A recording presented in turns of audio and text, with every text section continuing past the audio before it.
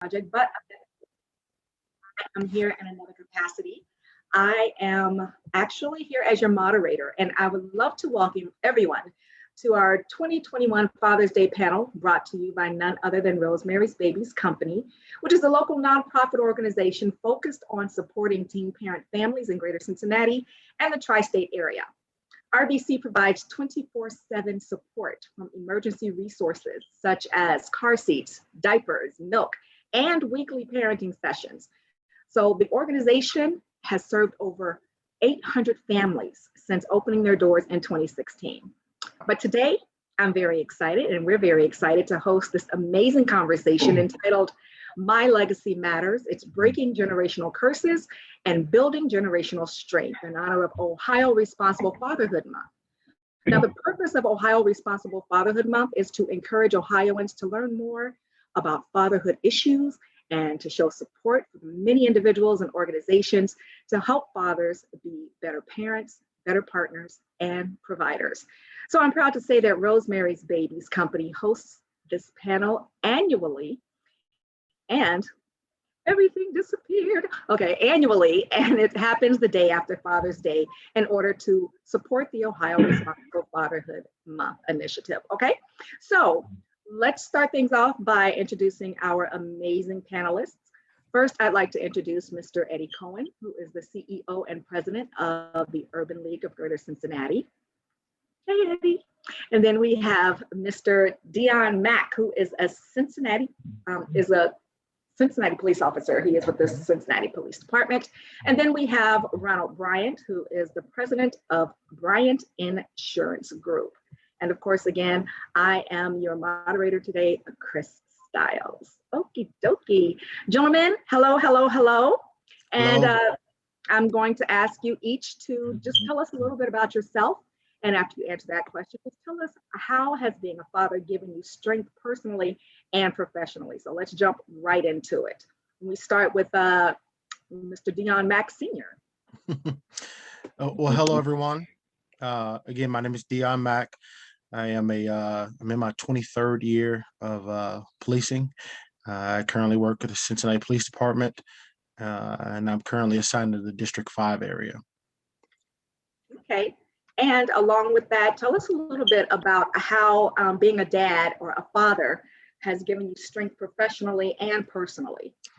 Well, being a dad has given me the strength professionally and personally, particularly personally.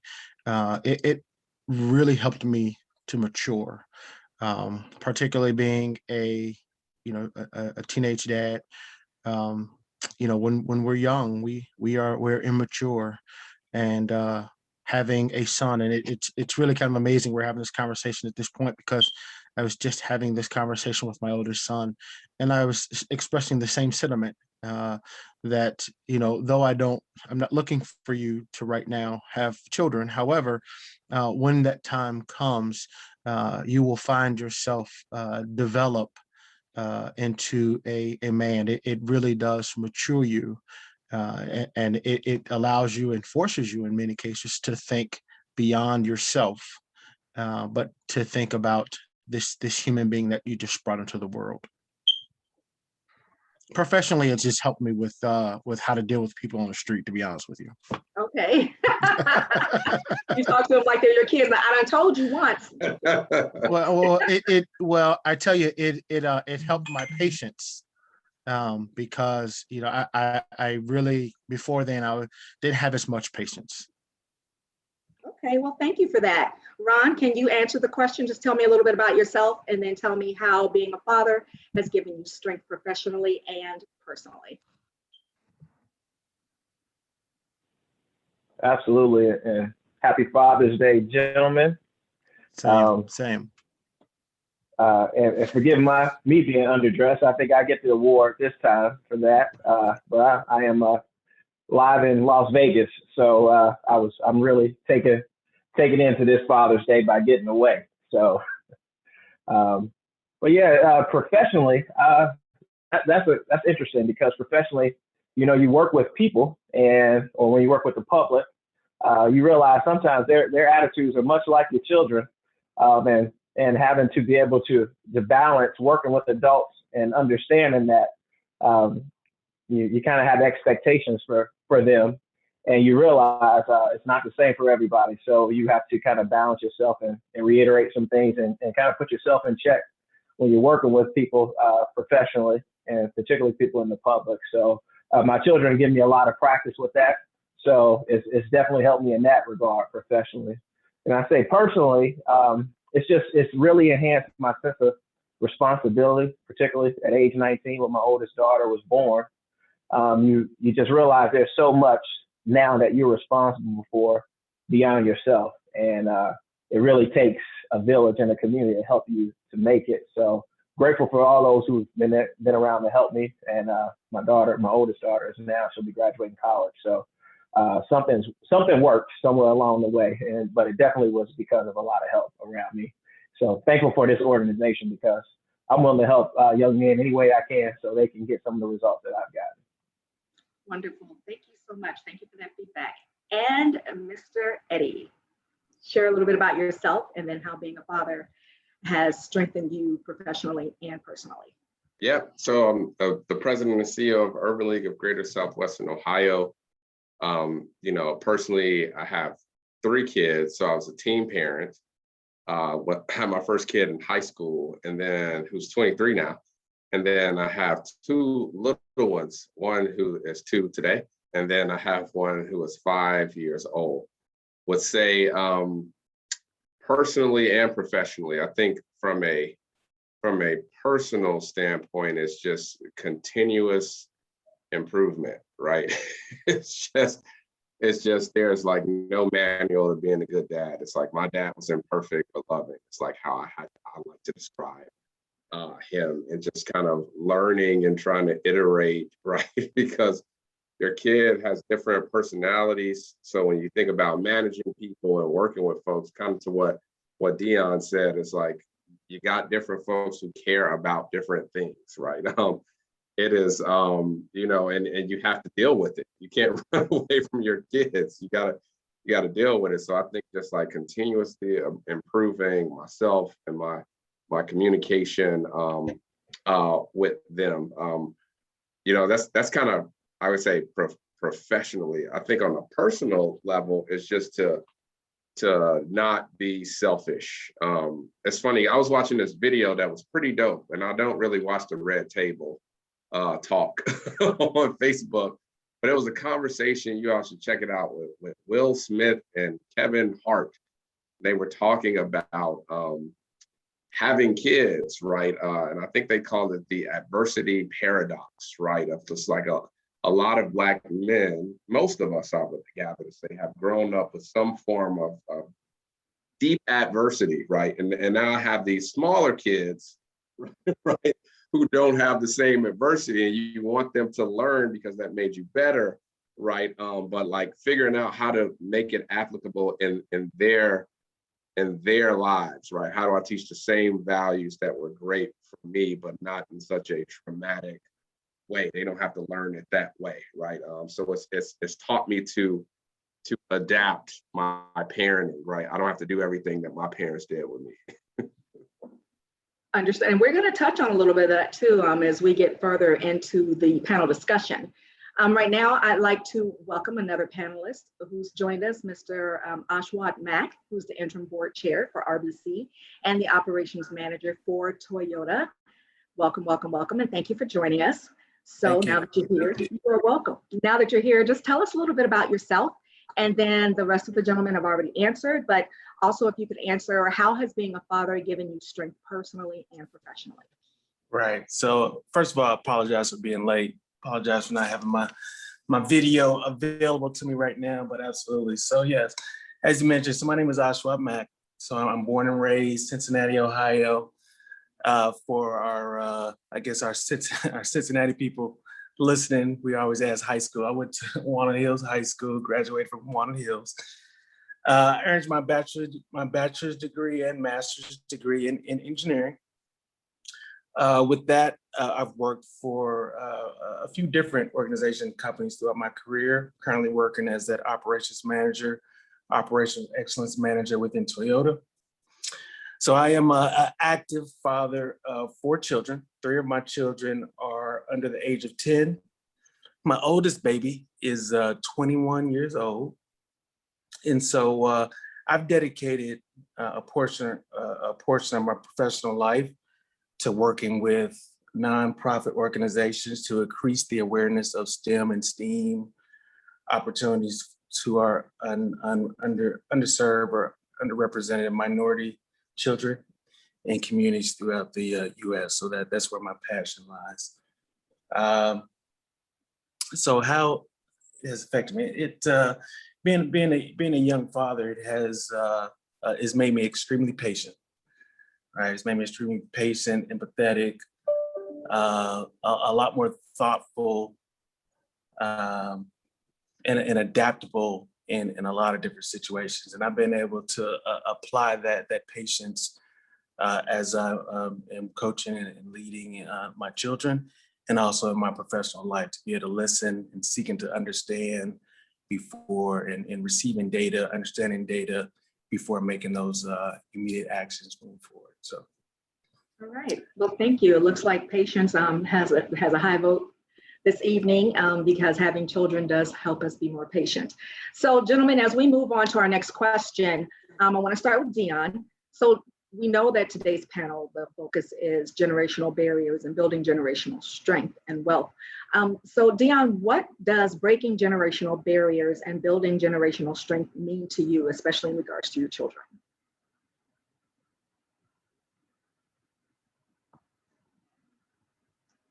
You're muted, dear. I know you said some good stuff. I'm saying it. I apologize. It means everything, to be honest with you. I'm the first male in my family to attend college and graduate with a bachelor's in criminal justice, but just graduate, period. And so that meant the most to me because it meant that one, I broke a generational curse.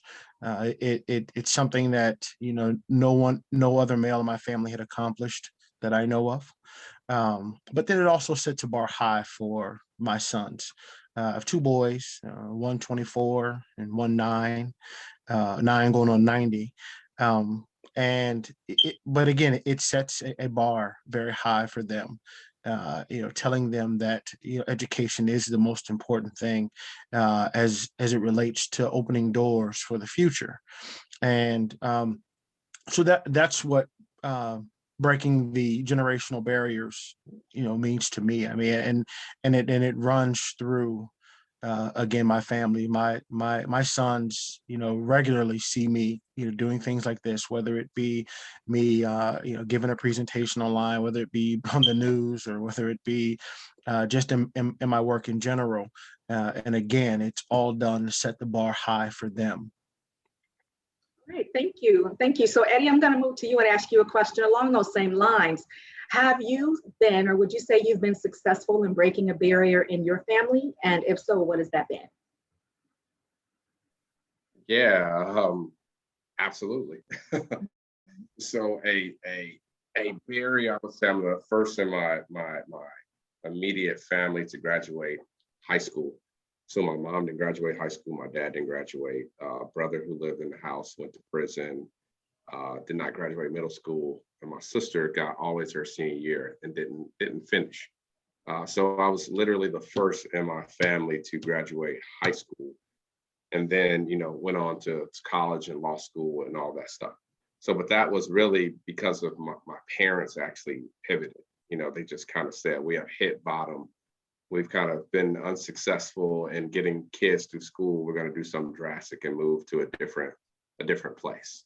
And they did that with no money, right? It's like a lot of our barriers, we say, I can't do it. And it's just like, we just got to go.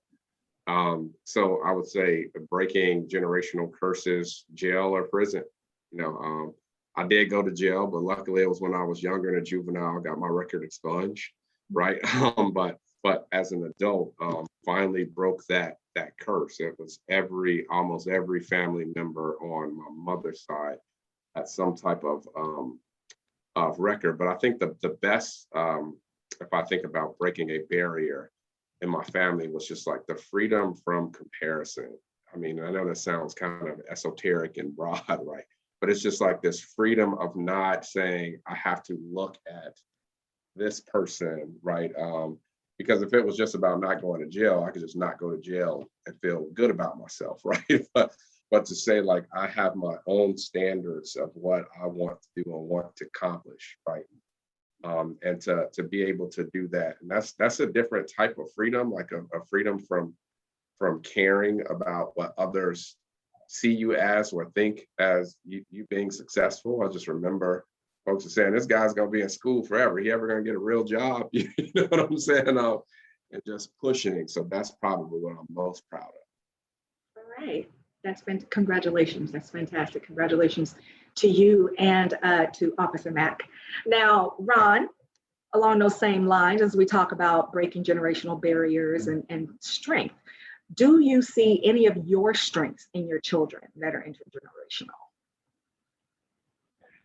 Absolutely. One of the things that I've noticed in my children is their competitiveness. It helps them to want to exceed some of the expectations that are placed on them, not only by me, but maybe some of their peers and friends. And Eddie mentioned this, there are things that comparison, right? And growing up for me, you were compared to your family on some level. But it was a good thing because people were moving forward, graduating. I wasn't the first to graduate or anything like that in my immediate family. I wasn't even the first to graduate college in my immediate family.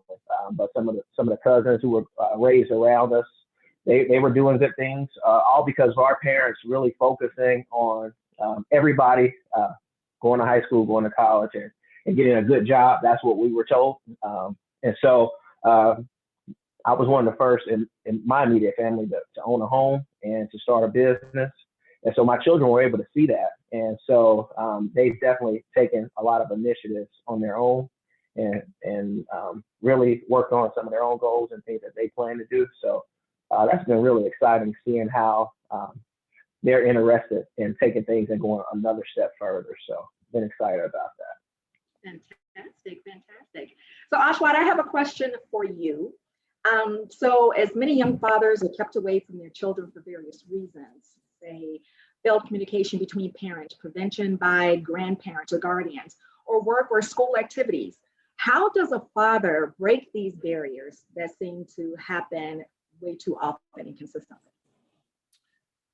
So absolutely, it's a good question. I think you're right. We see it too often. I think that a lot of our young fathers are completely unaware of their rights, right?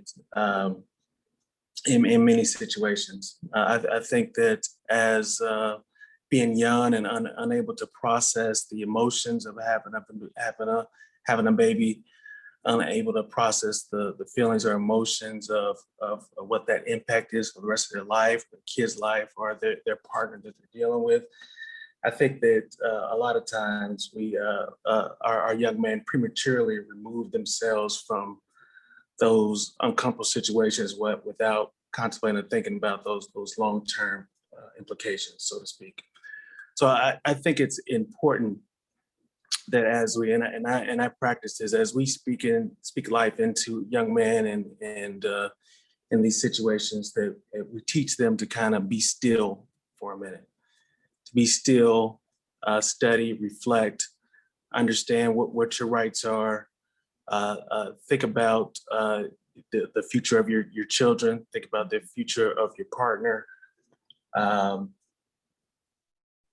And just before removing yourselves from those uncomfortable situations, just be still and think about those long-term implications, and do what you can to better yourselves so you can better the life of your children.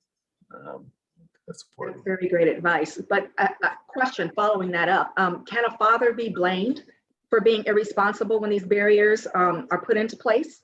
I mean, because they are generational. Can a father be held responsible? I mean, yeah, for that. Can it be held responsible? Yeah, I think as young men, we definitely have to teach our kids to take responsibility using the blame is a strong word, but I think we definitely have to teach them and make sure that they are responsible for their actions. But at the same time, we have to teach them, and they need to learn what their rights are and what the opportunities are moving forward, so they're not frustrated in the situation that they're in. And so I want to open that question up to the entire panel. Quickly, if you feel like they can or cannot be held responsible for those barriers that have been put into place.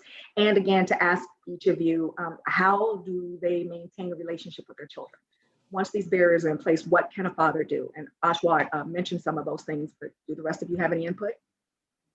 Yeah, I do. I thank you, Aswad. I'd like to piggyback on a few things that he said. I think the most important thing is for these young men to understand that you have rights.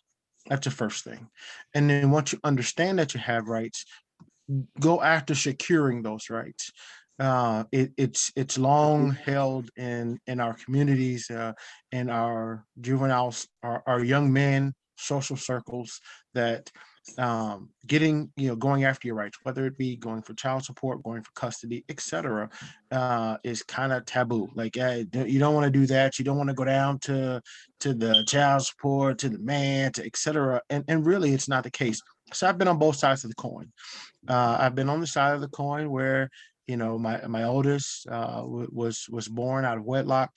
After some time, his mother and I, it didn't mature, and it put me in a really difficult situation because for me, my son when he was born was everything to me, and I caught a significant challenge with dealing in some cases with seeing him, providing, etc., showing him the image of a man, the image that I hold it. I mentioned earlier, holding that bar high, and to demonstrate that was a little difficult, but it took for me, once I got married and the occurrence of my wife, to go after those goals, go after those rights.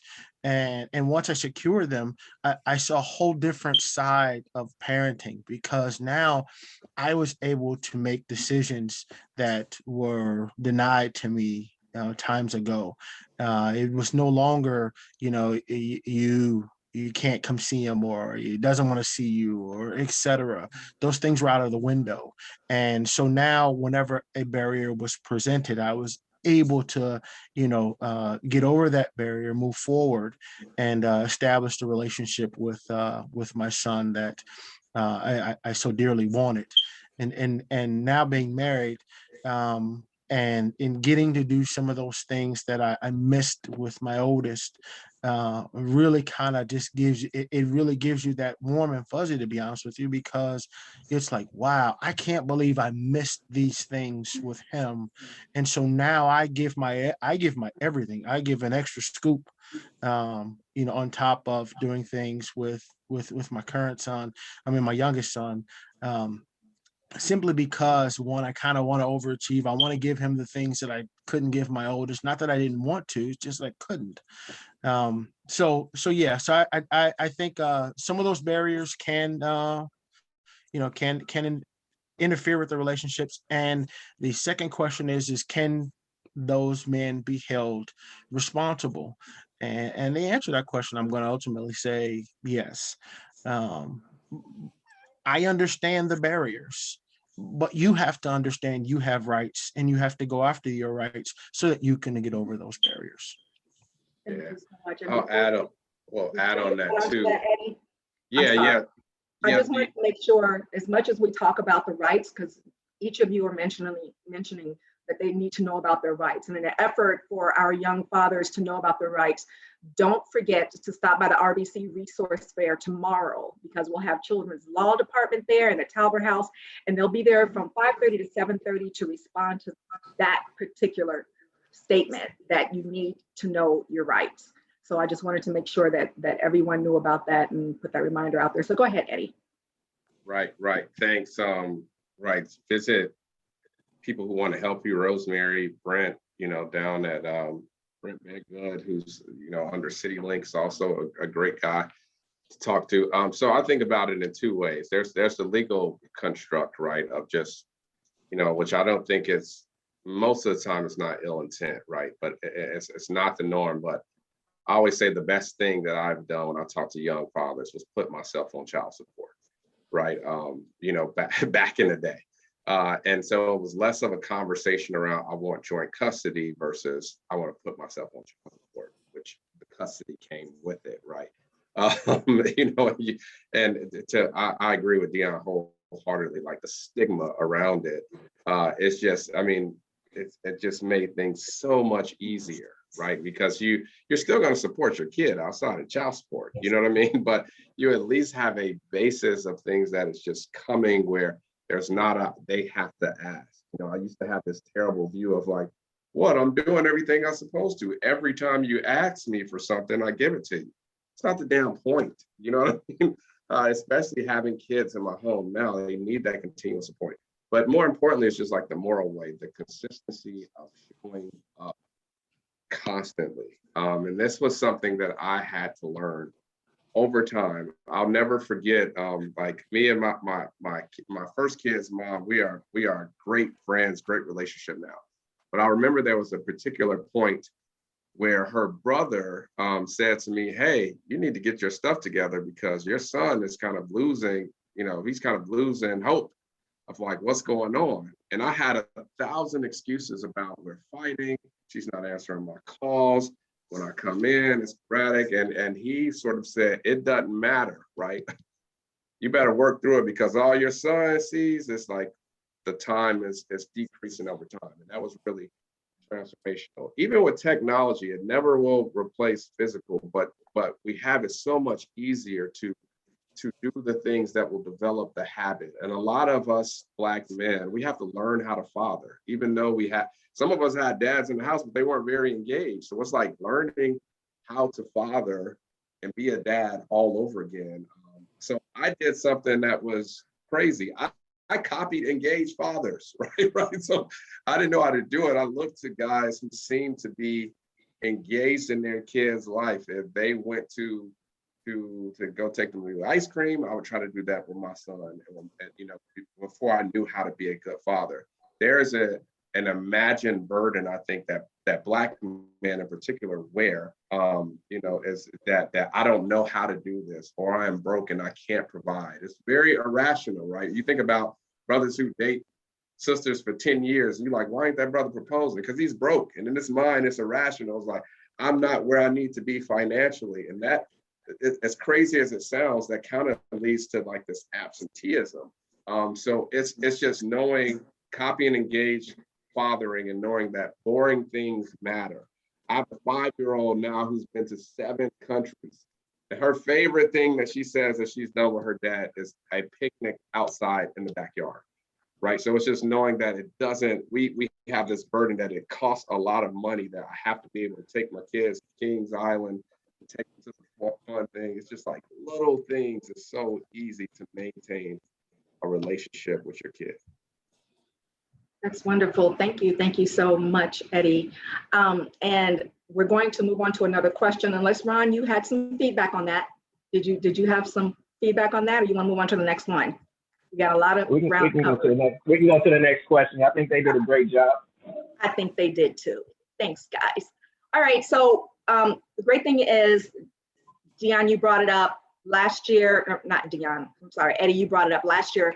We discussed love and Black boys loving themselves. And so you kind of touched on that in what you were just saying. So could you elaborate a little bit on how does love correlate with building strength in our young men? Go ahead, RB. Yeah. Or you know what? I'll give you all a moment to think about that, because I did want to take an opportunity to thank our sponsors. So you all think about that question. And in the meantime, we'd love to thank our sponsors, because without your time, talent, and treasures, Rosemary's Babies Company could not serve our teams in the capacity that we do. So a big thank you to the Ohio Commission on Fatherhood, to the United Way of Greater Cincinnati, Talbot House Fatherhood Program, Children's Law Center, the Nathan Ivy Show, the Urban League of Greater Cincinnati, Love Grows Program, Citizens of the World Charter Schools, Keeping Teen Moms in Schools, and Greater Cincinnati Foundation, Elsa Heisel. And is it right? Elsa Heisel Sue Foundation, and of course, all of our panelists, volunteers, and gracious donors. So now that I've done that, are you ready, Mr. RB, to answer that question about Black men, young men loving themselves? Yeah, can everybody hear me okay? Just making sure. Yep. Good. All right. Yeah, men loving themselves. I guess the best way for me to kind of preface this is a lot of times young men struggle with their identity as far as who they plan to be or what their calling might be, so to speak. And I think the best way to go about it is just understanding that whatever your responsibility is in your life at the given moment, that's what your calling is. That's a good place to start. So, and for a lot of us who were parents at an early age, that's our calling, you know. So starting there and being the best fathers we can be, not knowing very much, but heavily leaning on whatever resources we have and leveraging that until we can get to a point where we're able to stand on our own. I think that's the best way to kind of build some momentum. And that also shows us that we can do the best with what we have, the resources that we have. And the love kind of grows and builds from there. You know, you can encourage yourself, so to speak. And as you see the results, as you see your children develop, and Eddie mentioned this, his youngest going to 7 countries, but the picnic in the backyard stands out. You know, I have a 4-year-old and her older siblings, they've done a lot of things, but the youngest, she's the easiest to please. Whereas she's not really worried about traveling. She has traveled probably more than they did at their age, but it's really the simple things that matter the most. And just being willing to just understand that love starts right at home, right in your heart, right with what you have. And it's not necessarily material things. And just having that genuineness can breed more for you and your relationship. So start with what you have and go from there. But your responsibility is your calling. I love that. Thank you, gentlemen. I'll touch on that a little bit. I think that, you know, it comes back to emotional kind of neglect and kind of young Black men, young Black boys knowing how to process those emotions. So emotional neglect isn't just in males, isn't just a Black issue, right? It's not just us, but it is most prevalent in our community, to me. So we more than any other culture, I think, have normalized kind of stripping our young boys of the right to experience and be able to outwardly show their emotions at that young age. So we're kind of taught, and we teach our Black boys that displaying that fear, that sadness, kind of makes them soft and keeps them weak, and they're not real men if they do that. And a lot of times that feeling of those that at a young age kind of rolls over to their adult life. So in my personal relationship with my father, I lovingly refer to him as Daddy still to this day. And I was fortunate enough to normalize holding his hand when I was younger, normalize hugs, normalize being able to communicate and talk, and being able to cry in front of him and express outwardly how I was feeling. And I think that's important that we share that and normalizing that with our young men and our young men that have children, being normalized that feeling with them. So emotional growth in Black boys is a deep-rooted issue. So, like I say, it was kind of imposed on us by, you know, fathers, brothers, male peers, et cetera. So we have to just emotional growth. We have to kind of prioritize within our kids and within our friends, just creating that safe space with our homes and our communities to have that healthy emotional expressions. right?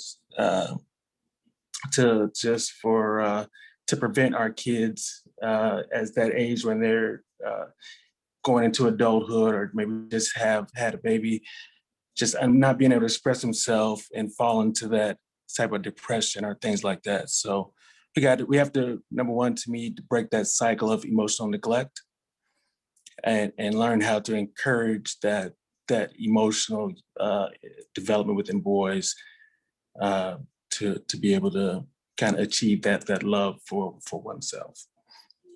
Thank you, Aswad. Hey, Those are great. Yeah, I like to jump in there as well. I concur with RB and Aswad.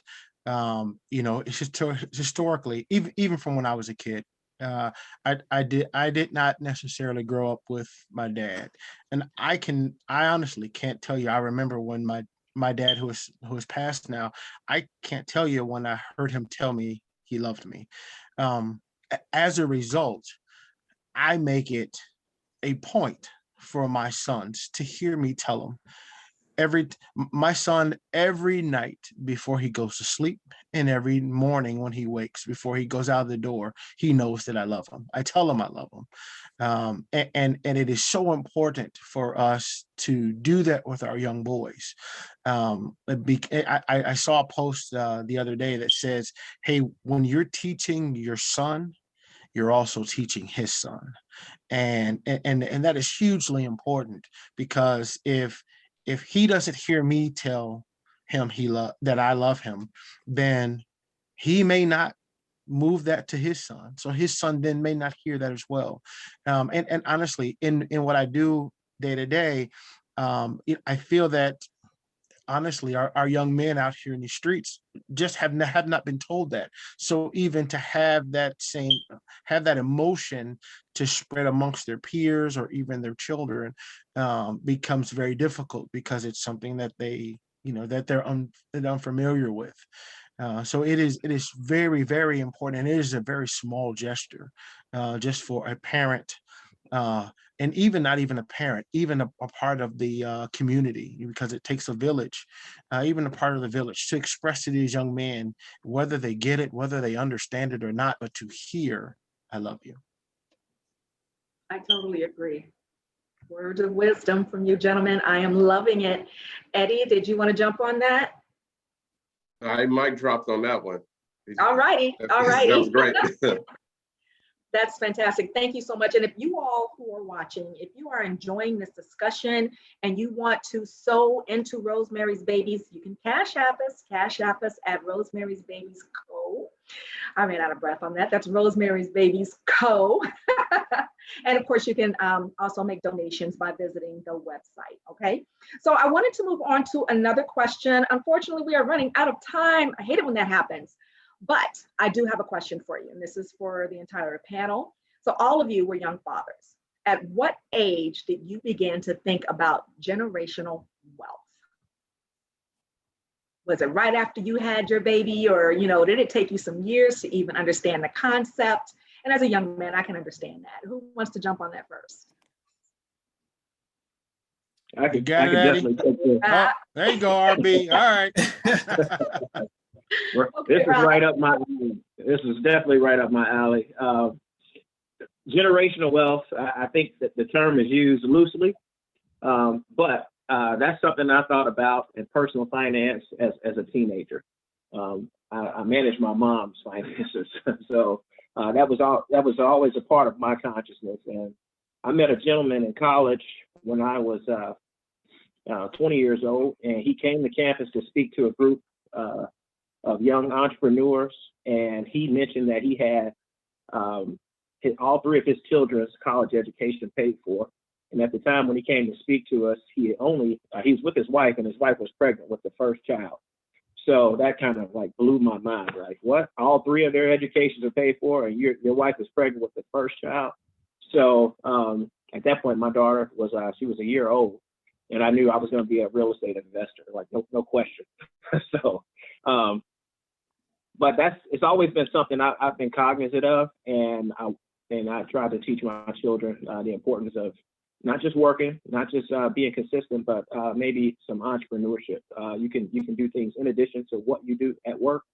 you can capitalize on a lot of things. And not just because I'm an insurance agent, I think life insurance is important and should be a part of your portfolio when it comes to generational wealth, because it can help aid and cover a lot of things that you might have missed. You can do everything perfectly financially, and you may not still reach your savings goals. Life insurance can help kind of cover your basis. But also, and I know we see several people die early for various reasons, particularly gun violence. I've lost a few family members this year because of that, and I'm sure Deon could speak to that as well.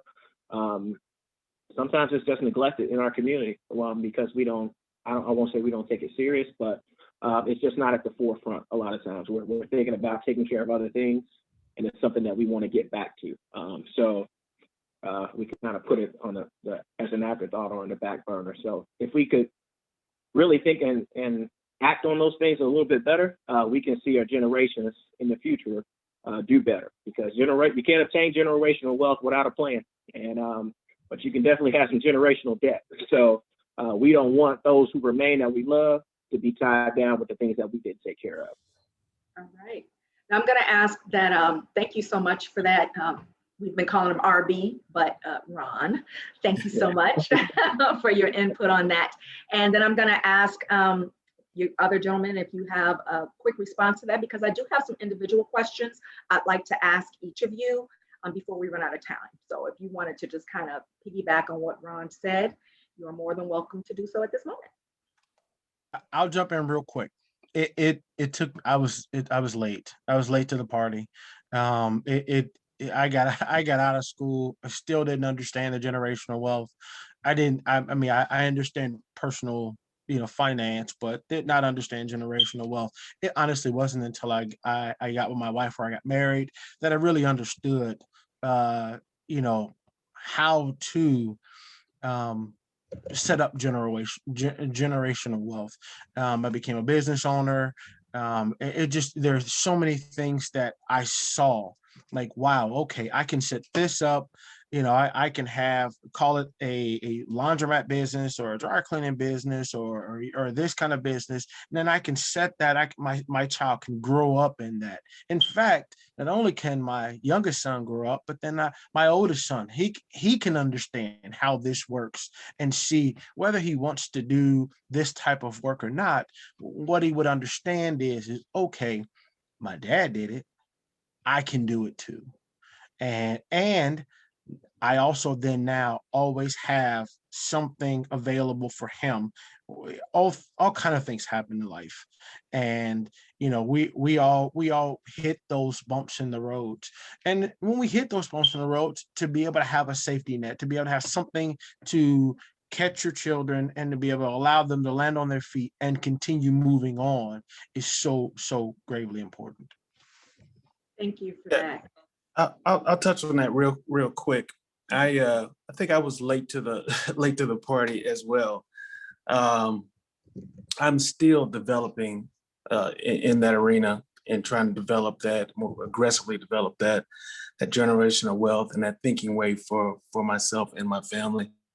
I started to think about it really when it hit home for me when I graduated school, and those student loans start kicking in, right? And I wasn't thinking about it as general wealth at the time, but I definitely didn't want to have my daughter at the time to be in the same position I was in, was paying this hefty amount of money for student loans. So I started to invest for her. I started to invest in 529 investment programs. I started to invest in some savings bonds and different things like that. But most recently, as I'm growing and still developing and learning about it, and trying to build this that thinking way for my family, I'm starting to learn more about stocks. I'm starting to several years ago, I started to delve into cryptocurrency, just keeping my continue to learn, keep my ear to the ground, and understanding what's different avenues to develop that. I like what Deon talked about, just multiple streams of income. Being able to start a business or make money to eliminate one bill at a time. is what I start to do. You know, you don't always have to hit a home run with that first business, first thing that you think of doing, but to develop opportunities for yourself to replace a bill, and with that you will start to grow your wealth and put yourself in a situation to be successful. Yeah, thank you for that. All right, thank you, gentlemen. I wanted to ask you a couple of individual questions right now. Eddie, since we're talking about the generational wealth, how does social justice play a role in generational wealth with our Black fathers? And what can we do as parents or even community members to protect our Black fathers and sons? Yeah, you know, I think when we think about child support, you know, it's a system that treats non-custodial fathers like deadbeat dads, right? So, I mean, and when you really want to, this is for another topic, but the entire system was designed for wealthy white CEOs who were knocking up their secretaries, and they were leaving them with babies. That's where child support came from. And so the system hadn't been really reformed since that, right? Of folks who completely abandoned there. But we'll think about this in a few ways. So child support orders are set at rates that sometimes, not all the times, that some low-income fathers just can't pay, right? We see this all of the time, both on the side of the mothers that we serve at the Urban League and through other nonprofits I work for, of dads of like, they literally can't pay this, and the state is saying, no, this is what you got to pay. Even sometimes when the mom is saying, I just want something, right? So that becomes, when you think about a judgment-based child support orders on what they believe a father can pay and not the actual income, right? And then anyone who's listening know what arrears is, right? And just how you can get on child support at 22 and they can go back, or you can get on it at 30 and they can go back to the time that kid was born and say, you now have arrears from that time moving forward. It is incredibly, it's an incredibly sensitive and deep issue. And it disproportionately harms low-income fathers and no-income fathers who owe the largest percentage of arrears. But this is factual. This is not an opinion. You can have an interest rate up to like over 10%, 12%, depending on the state, on that arrears, which is insane, right? So the child support enforcement methods can really destroy fathers' ability to save money and actually have employment, right? We have seen men who we have helped in our program that will get 60 to 70% of their check taken, right? They're working overtime. They're intercepting tax returns. They're placing liens on their assets. They're suspending driver's license, denying other professional licenses. So all of those enforcement methods become a social justice issues. And then failure to pay, of course, the most obvious one, leading to incarceration. When you think about Walter Scott, the video that was before George Floyd and the such, where the brother was running. He was running because of child support in South Carolina, where you can get locked up as few as 5 days being late on your child support payment, right? And that's not really the intent of the law. The intent is to get support for the mother in that particular case, or for the father, whoever's putting who on child support, right? To get support. It's not to lock someone up 5 days later. So here's some things that we can do, because, you know, I have to speak to working with a lot of single mothers at the Urban League, and just the ridiculousness of, oh my, give us something, $10, something, right? We need to set orders that fathers can, what they can actually pay based on their current income and assets and debt. We got to stop incarcerating poor and unemployed men for delinquent child support debt, right? And then if we want to be really clever, we can forgive child support debt that is owed to the state. I'm not even saying forgive the debt that's owed to children, but to the state, you know, the percentage that accrues and compounds over and over again. If you say, you make these payments on time to mom, we will forgive this much that you owe from the state. We just have to be really creative. But we see all these things play out in just the even if it's not incarceration, over contact with the system, which is ultimately harmful for the kid. It sounds like something you know a lot about. Hey, real quick, I want to jump in on that just briefly. I worked for the Hamilton County Prosecutor's Office, and I was in the child support division, and this is prior to becoming a police officer. And I will tell you that many of us don't know this, but if you fail to pay child support, it is 2 months out of any given 6 months. You can be indicted for failure to pay child support. And failure to pay child support is a felony of the 5th degree. Furthermore, it is punishable by up to a year in prison, and there is really no defense against it. The I couldn't find a job, the I was on disability. I will tell you, I believe disability is the only thing. It is not a defense, but disability is the only thing that could potentially keep you from the harsher side of the punishments. And so I agree with Eddie. The penalties from the state, I think that's a fantastic idea, to forgive those if you maintain a certain level of payments, etc. But for our young men, particularly those who may get themselves in trouble and end up going to prison or jail or any of the above, their arrears do not stop. I don't care how old the child gets. How old do you get? Your arrears do not stop, and it can become very challenging, as Eddie pointed out. Well, thank you, gentlemen, so much. And I know we are running out of time, but before we move on, because I would love for you all to drop some words of wisdom to both our sons and our daughters. But Ron, you are hashtag girl dad. The idea of strong Black women has been around us for generations, and it carries a great deal of weight in society. And that pressure for Black women can cause stress and anxiety. So how are you teaching your daughters to be strong, but also to understand their limitations? Because we talked a lot about our sons. Let's talk a little bit about our daughters. You're muted. Mr. Ron, there you go. Oh, sorry about that. Yes, girl dad.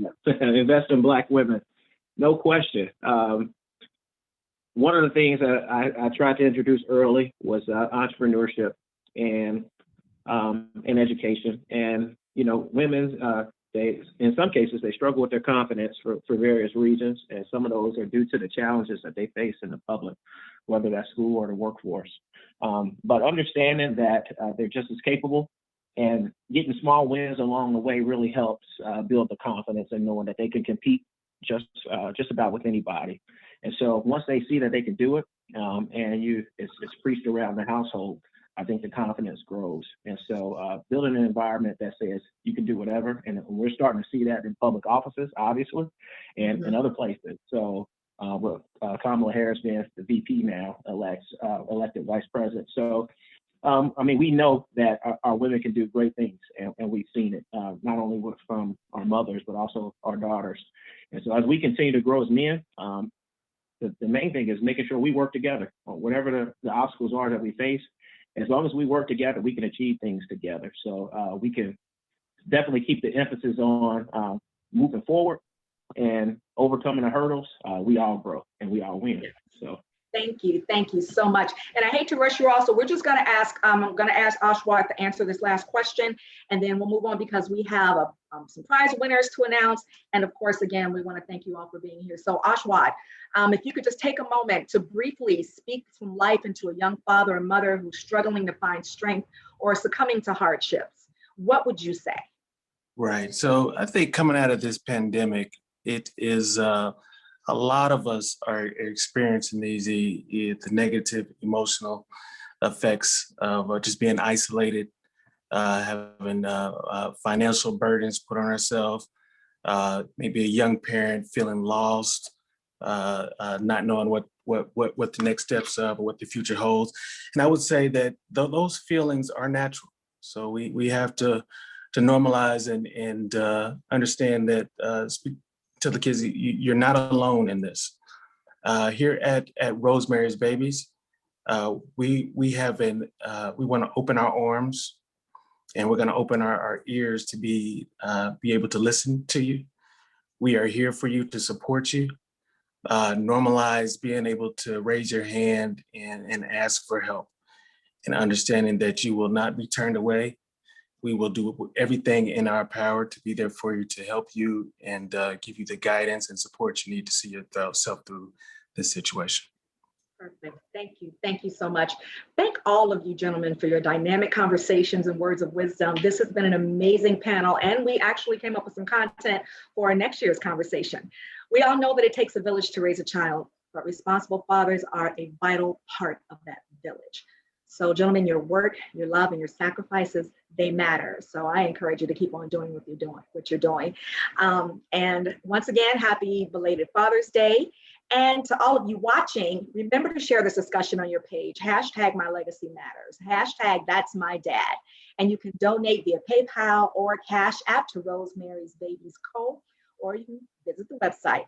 And to learn more, to refer a teen, or to volunteer with Rosemary's Babies Company, visit us at rosemarysbabies.co. And again, I'm your host, Chris Stiles.